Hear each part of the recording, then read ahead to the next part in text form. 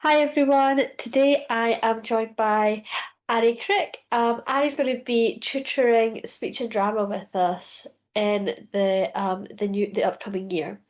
It's a real pleasure to have you with us today. Can you tell us a little bit about yourself and your background? I was originally raised as a ballet dancer. So I was doing dance from a very young age. And then at about the age of 10 or 11, I switched over into musical theatre and drama and stuff. My family run a kind of an evangelical missions group that uses the creative arts as a form of evangelizing and showing the gospel. And so I've been doing that since the age of 10, and probably years before that as well. Um, and I have been teaching speech and drama since I was about 18 years old. So it's been a couple years. Outside of that, I love reading music, yellow, sheep, dogs, and I'm engaged. So lots of busy things going on. Lovely. You just mentioned about your family being involved in theatre production and how that is part of outreach and ministry. Can you tell us a little bit more about that? Because it sounds really interesting. Yes, so we go basically wherever we're invited. We go to churches, to events. We've just been a part of a big event that celebrates Tyndale and the 500 years that he served. Well, not served, but since his Yeah. death. Um, and what we do is we do an hour and a half's production, and we have two. We have one that is the life of Christ, but it's not just Christ's life, it's the lives he affected and his disciples and stuff, and how that leaves a lasting effect. And then we have kind of like a short 20-minute talk afterwards, normally led by my mum, but she kind of wraps up the point of the production Uh-huh. and brings out the heart of the message. And then we have one at Christmas. It's a bit different every year, and it takes a Christmas story from different perspectives. So last year it was from Mary's father, it was from Joseph's perspective. This year it's from the perspective of the shepherds and the heart of a shepherd. And then again at the end, there's that wrap up. This is the heart of the message at the end. And we have seen amazing things because it's not just a performance, it's a form of ministry, it's a form of bringing the Bible alive in front of people's faces.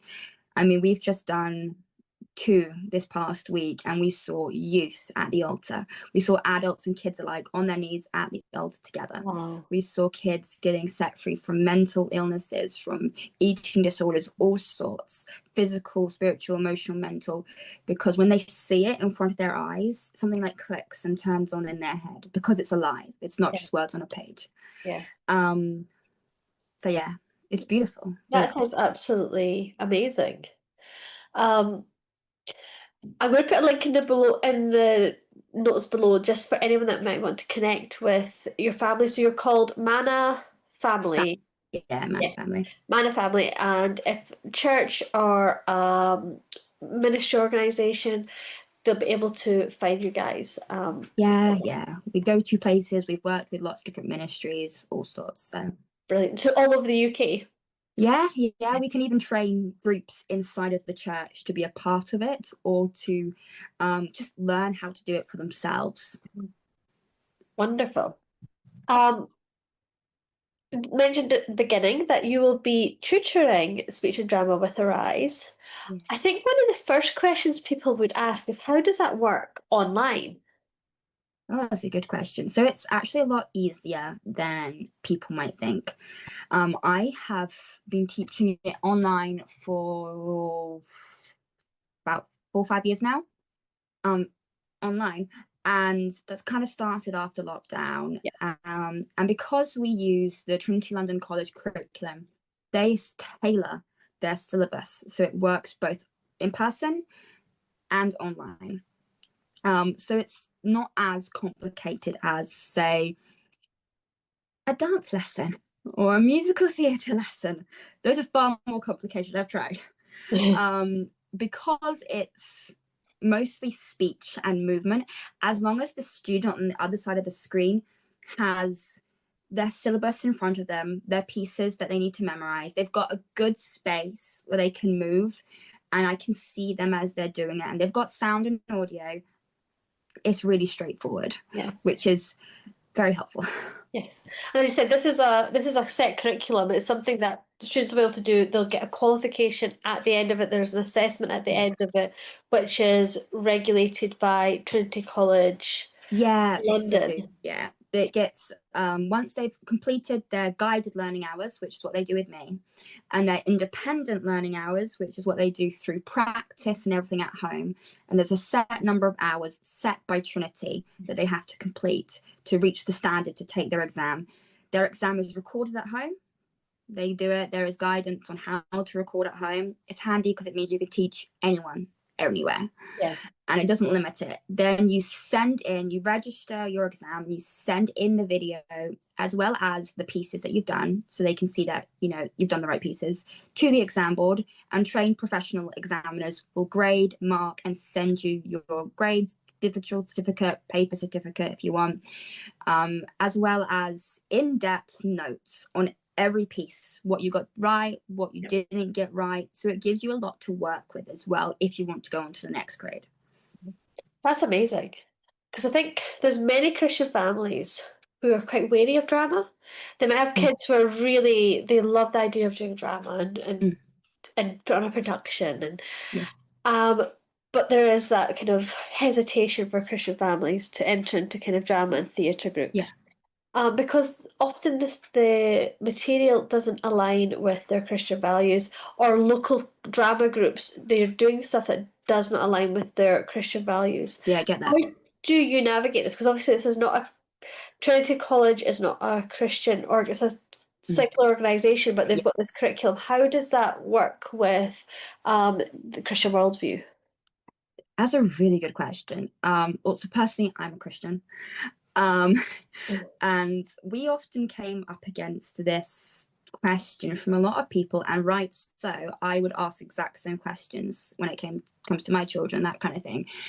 Um, so I was originally in the dance world, and my mum has a background from working with Andrew Lloyd Webber and all sorts in the theatre. So we've both experienced the other side of the performance world. And I've had friends who have been professional dancers, and they said how hard it is, how damaging it can be. Yeah. And there's so much compromise, even for small children. Mhm. So when I'm going through teaching, I always have a set of ground rules. Um, I have a high moral code as a teacher. I won't teach a child anything that I wouldn't teach my own kids. I don't have any at the minute, Yeah. but I wouldn't teach my younger brother. I wouldn't do myself as an adult. Um, I tend to stick to pieces that uphold morals, pieces that don't have anything explicit from +18 to even language, violence, or anything to do with that kind of thing.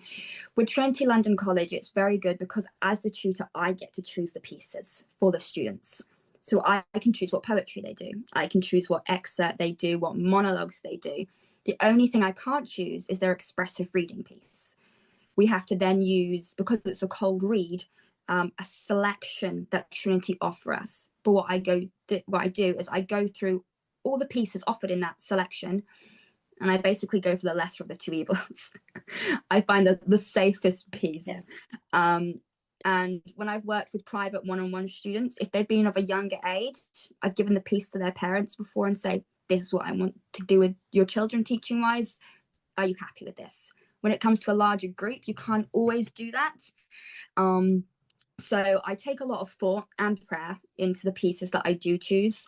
I like to give my students pieces that will make them laugh, but also make them think, make them learn, but also make them grow, challenge them in different areas. So they're all done in ways that give kids the full breadth of knowledge that you would do in every other class. You get comedy, you get more serious ones, you get sad ones, more happy ones, optimistic. But they're always done with the thought, I will never make a student move, act, or say anything that goes against the Christian belief. Yeah. That's amazing. It's almost like for families who might not be Mm, we're thinking, how does this work? What does this look like? It's a bit like with English and English literature. If you've anyone that's done English literature at GCSE or A level, the exam will give a list of texts, and then you can pick, and Yeah, you're picking that kind of yeah, weeding through and finding what is the yeah. most suitable. What kind of examples of texts would you be able to give that you've used in the past that parents would know? Oh, good question. So it can differ with grades. So when you reach a higher grade, so from grade um I think it's 6, 7, and 8, or just 7 and 8. In those two grades, you can use pieces of unpublished work. So you could use pieces you've written, pieces from Christian productions, that kind of thing. But in the smaller grades, so from 1 right up until about 6, I've used, when it comes to poetry, I've picked up on the fact that the poet Rudyard Kipling and the poet like Pam Ayres, they have great thought-provoking pieces and also really great comedy ones. So like one I'll often use repetitively through different grades and for different rounds of students is "Oh, I Wish I Looked After My Teeth" by Pam Ayres. That's such a funny piece. It's fantastic. um I will use "If" by Rudyard Kipling, again a poem, very thought-provoking, all to do with the honor code of growing up into an Yeah. adult.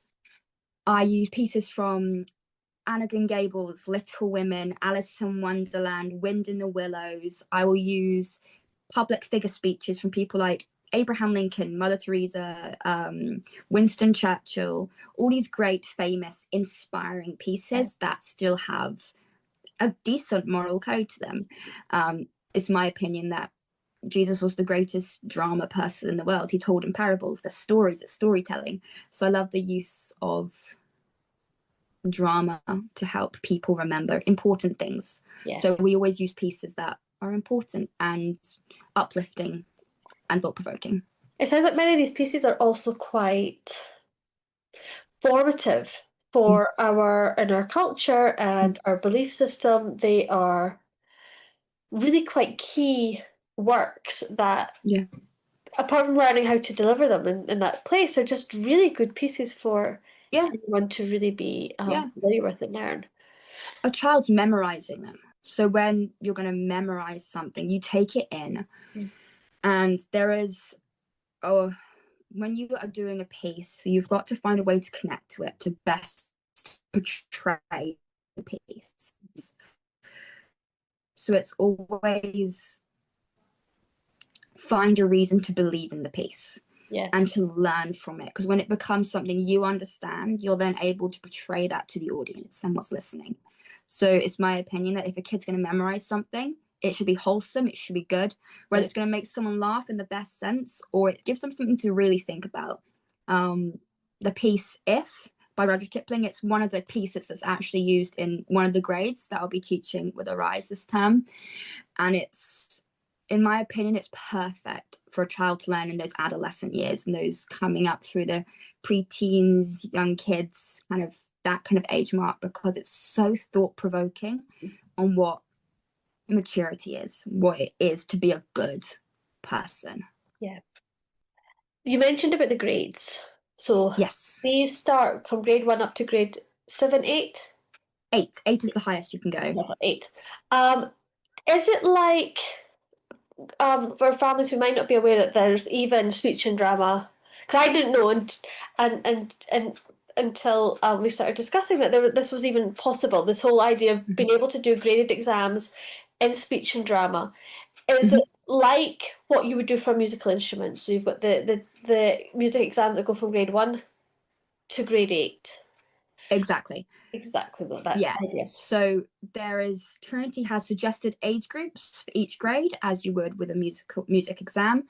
But also, just like a music exam, you're not restricted by your age. Say if you get a 10-year-old who's phenomenally talented and he can do grade 5, 6, 7, and 8, all before the age of 14 in music Mhm. because he's just that skilled. Yeah. I've just had a 15-year-old sit with grade 7 and pass with a merit.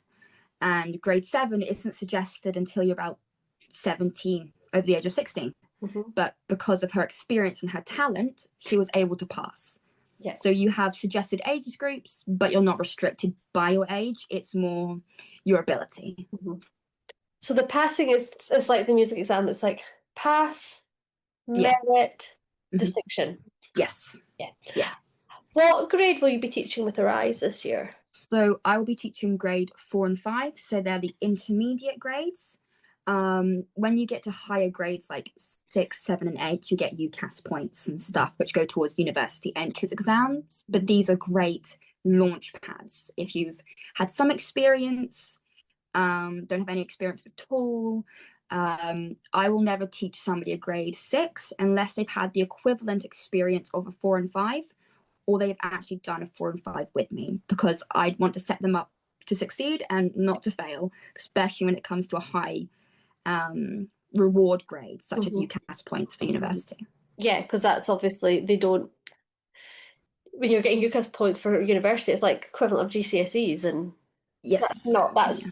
that's a significant amount of work, and you need to have that talent and to prove that knowledge and that ability. Yeah. So I guess you could say these are kind of pre-GCSE kind of level. Yeah. So anyone that's looking that they're at that kind of what kind of age would you suggest? Well, I'll reword it. What would be kind of the earliest age that you think would be appropriate? Ooh, well, for a grade 4, I would say the earliest age would be between that 8 to 10 bracket. Again, it depends on the ability of an 8-year-old compared to a 10-year-old. Hmm. Um, if they're going to sit the grade 5, it'd be better if they were kind of like over the age of 12, Hmm. because then they might have a bit more confidence, they might have a bit more experience, they might know a bit more about themselves and if they want to do this. If they don't have any spirits at all, grade 4 is best for them. If they've got some, or if you get a really confident, really creative 10-year-old, they could also do a grade 5. Yeah. Again, it's not age restricted, they're just good boundaries. Hmm. Yeah, because you see, you'll know yourself. You'll meet some 10-year-olds and they'll be like, they would not be able to. And in other ones, they're very expressive and they would love it and they do really well. Yeah. So there's those kind of lower ages for as an access point, but then obviously if you are an older teen and you've got a passion for drama and you're thinking, actually, this is a way I can gain a qualification that could go to UCAS form, um, this entry level grade 4 5 could then be a launch pad to Yeah, grades the higher definitely. grades. So there's this really broad range of um, teens that are preteens that would be able to access Yeah, this yeah. course. And Um, what's oh, continue. if they find it something that they really enjoy, what you can do with Trinity is you can do all your grades, and then you can either get a tutor for the next stage, or you can self-teach yourself at home. You can do university work and diploma work from home Mhm. with Trinity. And it's exactly the same method. It's just more advanced, harder, more elements. And you can teach yourself that. It's not that difficult once you've gone Yeah. through the grades. So for those who want to stay home educated, even into the university and colleges, but who want to do this on a Mhm. moralistic basic, Mhm. you can do those as well once you've completed the grades, and you always get more say in the pieces that you're doing. Yeah, so those that yeah, because you said that those higher grades, there's much more freedom. You can write your own Yeah. pieces and things. So that gives you a massive amount of creative Mm-hmm. license. That sounds for young people who are passionate about drama, who are gifted, this sounds like an absolutely amazing qualification for them to be able Mm-hmm. to pursue. Um, so with Trinity College, you've already told us that you record the exam at home Mm-hmm. and then send that to them. Families who do the class with you, um, how would they make that link between the class and Trinity? So when I've been doing it, say privately, I've registered them and submitted their exams because it's just been a bit easier for me to handle that side of thing for them. Because when you do the exam, you do pay an exam fee straight to the exam board. When it comes to parents of Arise students and things, to keep it, I guess, above board and to help it be a bit clearer, the idea would be I would record a screen record and myself doing an exam. So I would register the student, put in my details, You then purchase the exam, which is the exam fee, which goes to the board. Then you get a link in emails. Then you upload your video and PDF copies of your pieces, and then you select which questions you've chosen. And I would provide all the paperwork needed for that. So the PDF copies of the pieces, and I would show how to do that. It's quite straightforward. And then you'd get emailed anywhere between 2 to 4 weeks after you submit your exam. Depends whether it's a busy season or not, your results. Fantastic. So the families would be able, you'd just guide them through that whole Yes, they would do process. it, but I would guide them through it. Fantastic. What would a class look like on a kind of week-to-week basis on online? Fantastic. So, how would a class look like? So, I have a syllabus, so I kind of have a method that my class would run. So, we start off by welcoming in the students. You welcome them. The first thing we do is we warm up vocally. Sometimes we warm up physically. It depends how active we're going to be on that day. But because it's mainly speech and drama, so it's not just drama, but it's also teaching good communication, storytelling, that kind of thing. We warm up. We use things like vocal exercises, articulation exercises, diction, ones for plosives, syllabuses. We go through tongue twisters and all sorts, vowel sounds and everything. And it's great fun. It's a great way for the class to bond as well. Everyone gets mucked in. Then we will go through what we're focusing on for the day. We will go through, okay, this is the piece we're going through. And if we're just beginning with a piece, we'll go through it and we'll pick it apart. We'll look at where we put thinking spaces, where are our key moments of emotional emphasis, diction, stuff like that. And then we'd take a break and we'd do a bit of theory. We'd learn some of the technical stuff. So maybe some of the words we've been discussing when going through the piece. We'd discuss certain areas of theatre, and the discussions get more advanced the further up the grade you go and stuff, you learn stuff. Then we come back, we'd keep working on your first piece, going through the elements, and then as the classes progress, you'd go from picking apart the piece to running the piece, to saying it, to adding in movement, constantly learning. Students will learn how to assess themselves, how to watch and assess others, give positive feedback as well as feedback to learn and grow. So positive criticism and positive feedback. So you'll not just learn to do a piece, you also learn how to positively assess yourself and others, as well as taking on feedback and criticism.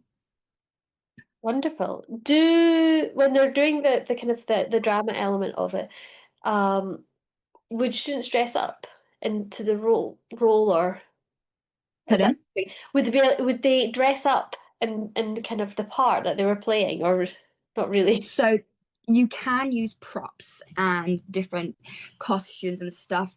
Your exam has a set time and you can't move outside of the camera for that set time. So I would say don't have a full costume change because you don't have time to fit that in. But bring in extras. So say, for instance, normally when I've had a student do it, to keep it uniformal, I say come in all black. So black t-shirt, black long sleeve shirt, jeans, skirt, whatever you want, black, but keep it decent. Yeah. Hair back from your face. If you want to, bring a hat, bring a staff, bring a scarf, a shawl, a coat, a cloak. Use it and change into it for your next piece. I've got a student currently doing a piece by Abraham Lincoln, and she brings in one of those old pillar box top hats and a whole staff. And she will introduce her piece, then she will get ready with her props, and she'll just launch straight into it. So you can use props and added elements, though I wouldn't suggest a full costume change because of the time limit Trinity places on an exam. How long does the exam last? It depends on the grade. Okay, so So grade as the grades get 45. harder, a grade 4 is about 11 minutes. Okay. And it's broken up into segments. You'll have 3 memorized pieces, an expressive reading, and an assessment, which is like questions that you use to assess yourself. Okay. Fantastic. And then obviously the higher grades will be for Yeah, long. they get longer. Yeah. Fantastic. So if anyone is interested at all, got any questions for Ari, please email us at arise@arisehomeeducation.com and we'll pass them on to Ari for her to answer. Um, it sounds absolutely amazing and really exciting because I never knew you could do any kind of qualification as a home ed student in speech and drama. And this is Yeah. it's an excellent opportunity for Mm. create the kind of creatively gifted in that drama arts to be able to gain those qualifications. Yeah. And even for kids who are really gifted in English, because English obviously and drama often just go Mhm. together. It's bringing that depth of richness to your Yeah, English education too. definitely. And you don't even have to want to go into drama to do it. It's great Mhm. for public speaking, Yeah. communication, just storytelling. Hmm. And when you hit the higher grades, like 6, 7, 8, you don't just do expressive reading, you also do text analysis. So you're learning to rip apart a piece, find the historical backgrounds and all sorts to really get into it. So a kind of bit of English dips in with the higher grades as well. Yeah. Um, but because it's speech and drama, we tackle both. So Hmm. you'll often do a lot of monologue work to help with public speaking and addressing and stuff like that. So even if you just want to learn that side of things and just not go into drama, it's also just great for confidence and creativity as well. Yeah. And it's almost like a lost art because if you think about Mm-hmm. the great orators of the past, how they were able, Winston Churchill won the hearts and minds of the nation because of his gifts as Mm-hmm. an orator. And Yeah. for people who are classically educated, so there's a lot of home educators who are classically educated, when you come into those higher years of writing, you're learning persuasive writing, but if you keep that going, part of the classical model was to take your writing and then learn Mm-hmm.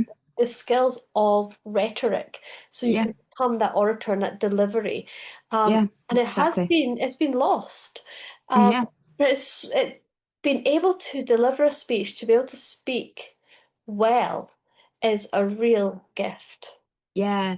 I mean, some of the most impactful people in history, they haven't just said amazing words, they're able to make you connect Yeah. emotionally with what they're saying to get behind it. And in order for that, you haven't just got to be a gifted writer or Mhm. a gifted reader or even a gifted speaker. You've got to learn how to connect with your audience, and you connect via emotion. And when Yeah. you're doing speech and drama, you learn how to connect to what you're saying emotionally.